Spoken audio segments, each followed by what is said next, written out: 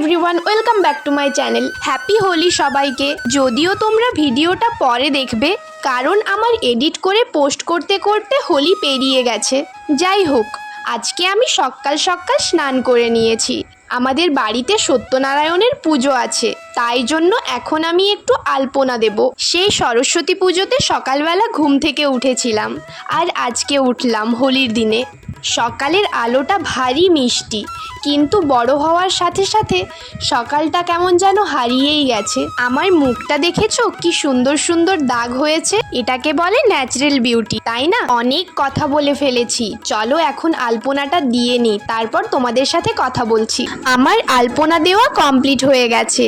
এই দেখো, একদম সিম্পলের মধ্যে আলপনা দিয়েছি। আজকে হাতে সময়খানা একটু কমই বলতে পারো, একটু পরই পুজো আরম্ভ হবে। খুব বেশি বড়সড় আলপনা দিতে গেলে সেটা তো সময় লাগবে, তাই না? চৌকাঠের আলপনাগুলো খুবই সিম্পল, দেখানোর মতো কিছুই নেই, তাও তোমাদেরকে দেখিয়ে দিচ্ছি আর কি। এরকম ছোটোখাটো আলপনা আরও বেশ কয়েকটা জায়গায় দিয়েছি, আর ভিডিও নিইনি সেগুলোর। এই সিম্পল আলপনাগুলোই তোমাদের কেমন লাগলো জানিও কিন্তু। এখন আমি একটু রেডি হব। রেডি হওয়ার কোনো ভিডিও নিচ্ছি না, কারণ এখন ভিডিও নিলে অনেক সময় লাগবে। একদম রেডি হয়েই তোমাদের সামনে আসছি। পুরোপুরি রেডি হয়ে তোমাদের সামনে আসিনি, তবে মেকআপটা একদম কমপ্লিট হয়ে গেছে। এখন আমি লিপস্টিকটা নিয়ে একটু কনফিউশনে আছি বলে ওটা এখনো পরিনি। কোনটা পরা যায় বলো তো, এই নিউড শেডটা নাকি এই রেড কালারটা? আমি না ভীষণ কনফিউজ। দাঁড়াও, কনফিউশন ক্লিয়ার করে একদম রেডিটা হয়ে নি। আমার রেডি হওয়ার আগেই ঠাকুরমশাই চলে এসেছে, মানে বাবা, তবে শ্বশুর বাড়ির। এখন তো আমার দুটো বাড়ি হয়ে গেছে, এই জন্য বোঝাতে ভীষণ কনফিউশন ক্রিয়েট হয়। যাই হোক, এইখানে দেখো ভাই এখন মাটি দিয়ে গোল গোল পাকাচ্ছে। কত মজা করে মাটিটা পাকাচ্ছে, দেখো কি সুন্দর। এই দেখো, পুজো শুরুও হয়ে গেছে। ভাইয়ের নামেই সংকল্প হচ্ছে, তাই জন্য ও ওখানে বসে গেছে।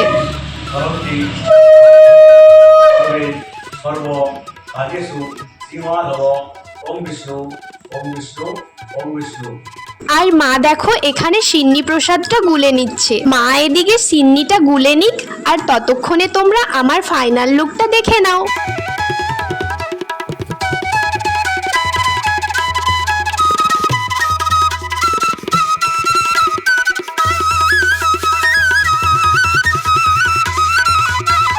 কেমন লাগছে আমাকে জানাও ঝটপট করে। এবার চলো পুজোটা দেখি। এই দেখো, এইখানে একটা নিয়ম হচ্ছে, ঠাকুরকে নাকি এখন দেখা যাবে না, তাই জন্য ভাই গামছা ধরে দাঁড়িয়ে আছে। আর আমি ওকে বলছি, তুই তো দেখেই নিচ্ছিস ওপর থেকে। পুজো এখন প্রায় শেষের দিকে, এই আরতিটা হয়ে গেলেই শেষ হয়ে যাবে। ওইদিকে ভাই দেখো সেই কখন থেকে ধুনো দিয়ে যাচ্ছে। ধুনোর গন্ধটা অবশ্য আমার ভীষণ ভালো লাগে। এতক্ষণে মশাই এলেন পুজো শেষ হওয়ার পর, এসেই আবার চুল ঠিক করতে শুরু করে দিয়েছে। ওটা নিয়ে বলছিলাম আর হাসাহাসি করছিলাম বলে দেখেছো চিরুনি নিয়ে তেড়ে এসেছে। দেখো চোখগুলো কেমন লাল হয়ে গেছে, তাই জন্য সেটাই টেনে এনে দেখাচ্ছি আর রাগাচ্ছি। পুজো তো শেষ হয়ে গেছে, এবার আমরা রং খেলবো আর ছবি তুলবো। চলো সেগুলো দেখতে থাকো। এখন যে কীর্তিগুলো দেখছো, এগুলো ছবি আর রিলসের জন্যই চলছে। নিশ্চয়ই ভাবছো হুট করে কোথায় চলে এলাম, জায়গাটা তো আলাদা লাগছে। এখানটা আমার বাড়ির একদম সামনেই, আমরা টুকটুক করে হেঁটে হেঁটে চলে এলাম। দাঁড়াও তোমাদেরকে জায়গাটা একটু সুন্দর করে দেখাই। ভীষণ সুন্দর বাতাস দিচ্ছে এখানে, কিন্তু ওখানে না একদমই ভালো ছবি আসছিল না, তাই জন্য আবার স্পট চেঞ্জ করলাম।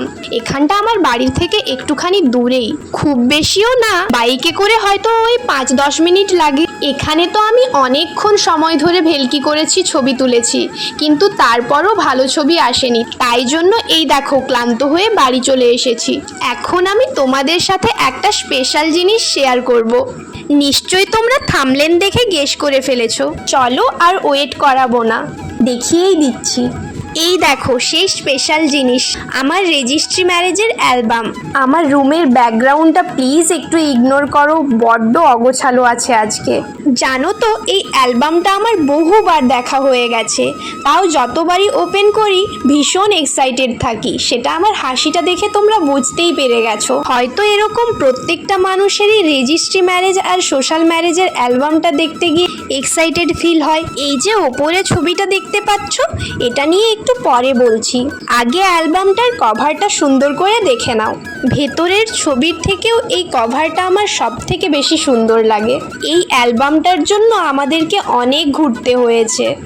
ফটোগ্রাফার সিলেকশন, অ্যালবাম সিলেকশনে যেমন সময় লেগেছে, সেরকমই অ্যালবামটা হাতে পেতে অনেকটা সময় লেগে গেছে। ফটোগ্রাফারকে তো ফোনেও পাওয়া যেত না, আমরা তো ভেবেছিলাম আর হয়তো অ্যালবামটা পাবোই না, আমাদের সাথে চিট করে দিয়েছে। সেসব এখন বাদ দেওয়া যাক, চলো ফটোগুলো দেখাই। এটা ওই প্রথমের ছবিটাই, চিল্কিগড়ের মন্দিরে তোলা হয়েছে ছবিটা, যেখানে কদিন আগেই গেছিলাম। কিছুদিন আগের ভিডিও যারা চেক আউট করেছো তারা নিশ্চয়ই বুঝতে পারছো এটা কোন জায়গাটা। এই দেখো আমাদের রেজিস্ট্রির পেপারস। এই লুকগুলো আমাদের সকালবেলার লুক, কারণ রেজিস্ট্রিটা আমাদের সকালবেলাতেই হয়েছিল, মানে ওই দুপুর। সিগনেচার করার সময় যে ছবিটা তুলেছি ওটা আমার ভীষণই পছন্দের ছবি, স্মাইলটা একদমই ন্যাচারাল। এই দেখো আমার ব্যাকাটেরা সিগনেচার। দিনের বেলা যারা গেছিল আমাদের সাথে, তাদের সাথে আমার তেমন কোনো ছবি নেই, তাই জন্য প্রায় সবই আমাদেরই ছবি এখন দেখতে পাবে। এমনকি মা বাবার সাথেও কোনো ছবিই তুলে দেয়নি, কারণ খুবই তাড়াহুড়ো করছিলাম সেদিনকে। সিগনেচার করতেই অনেকটা সময় লেগে গেছে, প্রায় মনে হয় 2টো বেজে গেছিল সার্ভার ডাউনের চক্করে। এই ছবিটা আমার একদমই ভালো লাগে না, না হেসেছি না কেঁদেছি, কিছুই করিনি, রোদের মধ্যে তাকাতেই পারছি না, তাও এই ছবিটা দিয়ে দিয়েছে। তবে এই ছবিগুলো খুব সুন্দর, এগুলো প্রায় সবই চিল্কিগড়ে তোলা, কিছু ছবি মন্দিরের সামনে তোলা আর কিছুগুলো নদীতে।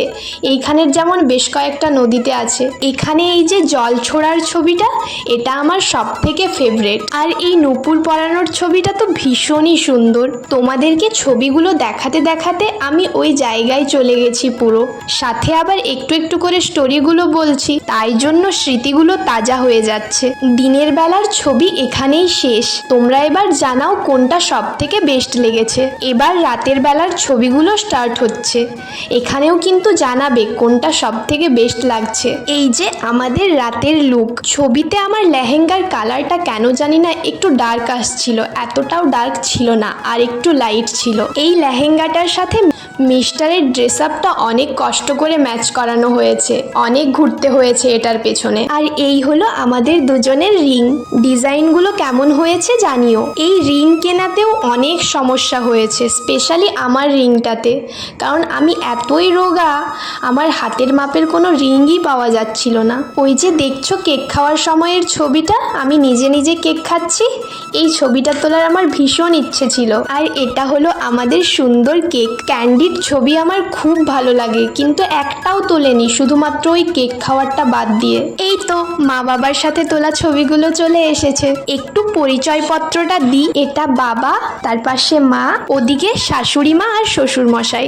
এখানকার প্রত্যেকটা ছবি ভীষণই সুন্দর। আর এটা হলেন আমার ঠাকুমা শাশুড়ি, এটা আমার বড় মামিমা, বড় মামা, নিচে মাসিমণি, মেশো, তারপর আমার সব ভাইয়েরা। আর এদিকে এই আমার একমাত্র ভাইয়ের সাথে একটি মাত্রই ছবি আছে। আর এটা আমাদের ফ্যামিলির সব থেকে সুন্দর ছবিটা। আর এই যে আমাদের পুরো পাতা জুড়ে একটা সুন্দর ছবি, ড্রেসের সাথে ব্যাকগ্রাউন্ডের কম্বিনেশনটা বেশ ভালোই মানাচ্ছিল, এটা আমারই পছন্দ করা ডেকোরেশন। এই যে আমার 2 দিদুন, আর এদিকে বড় মামিমা আর ছোট মামিমা, ওপরে আমার দিদুন আর দা ভাই, তারপর এই যে আমাদের 2টো বাজে ছবি, আমার না মোটেও ভাল লাগে না এগুলো। আর এই পাতাতে সব থেকে সুন্দর ছবি 2 বাবার সাথে তোলা এই ছবিটা, এই ছবিগুলো বেশ ভালো তুলেছে। এখানেও আরো কিছু রিলেটিভস বেরিয়েছে। দিনের বেলা যেমন একেবারেই কারোর সাথে ছবি নেই, তবে রাতের বেলা সবার সাথেই ছবি তোলা হয়েছে সুন্দরভাবে। যাদের ছবিটাতে হাত দিলাম ওটা আমার বান্ধবী আর তার হাজবেন্ড, আর এদিকে আমার 2 ননদিনী। এখন যে ছবিটাতে হাত দিচ্ছি ওটা আমার ছোট মামার মেয়ে। আচ্ছা, এই সুন্দর লুকটা কে করেছিল সেটা তো বললাম না, সেটা এবার একটু বলি। দিনের বেলা তো আমি নিজে নিজেই সেজেছিলাম, কিন্তু রাত্রেবেলা আমার দিদি সাজিয়েছে। যে কোনো স্পেশাল ডের মেকআপ আর্টিস্ট আমার দিদি। তবে বিয়ে বাড়ি বা রোজ রোজ এখানে ওখানে গেলে যে সাজগোজ করি সেগুলো আমি নিজে নিজেই করি। দিদি যেহেতু মেকআপ কোর্স করা মেকআপ আর্টিস্ট, তাই জন্য সব সময় সাজিয়ে দেওয়ার সময় কি করে হবে বলো তো। পরপর যে ছবিগুলো বেরোচ্ছে সব কটাই দেখছি বেশ সুন্দর সুন্দর। আচ্ছা, এটা কি ক্যামেরাম্যানের ক্রেডিট নাকি আমাদের আর নাকি মেকআপ আর্টিস্টের? একটু কমেন্ট করো তো। এই দেখো, সবাইয়ের একসাথে একটা দিনের বেলার ছবি খুঁজে পাওয়া গেছে। ওই যে ওপরে ওটা আমার ননদের হাজবেন্ড, আর নিচেটা তো আমার ভাই, চিনেই গেছো। আর এদিকে এই যে আমার দিদি একটি মাত্র ছবি কোনো রকমে তুলেছে। সবাইকে সাজিয়ে নিজের সাজতে খুব লেট হয়ে গেছিল বলে আর ছবি তোলারও সময় হয়নি তার। এবার একেবারে শেষ পাতায় চলে এসেছি। এই ছবিটা তো আমার খুবই পছন্দের। ভিডিওটা অনেকটাই লেন্দি হয়ে গেছে, একটু সময় নিয়ে দেখো, আশা করছি খুব ভালো লাগবে। আর একবার কভারটাকে দেখে নাও, বেশ অনেকটা সময় ধরে আমাকে স্টিল ফটোতে দেখলে, এবার একটু নড়াচড়া করতেও দেখো। এতক্ষণ পর্যন্ত ক্যামেরার পেছনে কে ছিল সেটা তো বলাই হয়নি, এবার আর বলবো না, একদম দেখাবো। এই যে মিস্টার, ইনি এতক্ষণ ক্যামেরার পেছনে ছিলেন, ক্লান্তও হয়ে গেছে, আর ক্যামেরা ধরার আগে ফ্রেশ হয়ে ড্রেস চেঞ্জও হয়ে গেছে, সেটা বুঝতেই পারছো। এখন প্রায় ওই 3টে মতো বাজে। সেই সকাল 11টার সময় মনে হয় শাড়ি পরেছি। এতক্ষণে আমিও টায়ার্ড হয়ে গেছি। চলো তাহলে আজকের মতো ভিডিওটা এখানেই এন্ড করছি। ভালো লাগলে লাইক, কমেন্ট, শেয়ার, সাবস্ক্রাইব করে দিও। দেখা হচ্ছে নেক্সট ভিডিওতে। টাটা।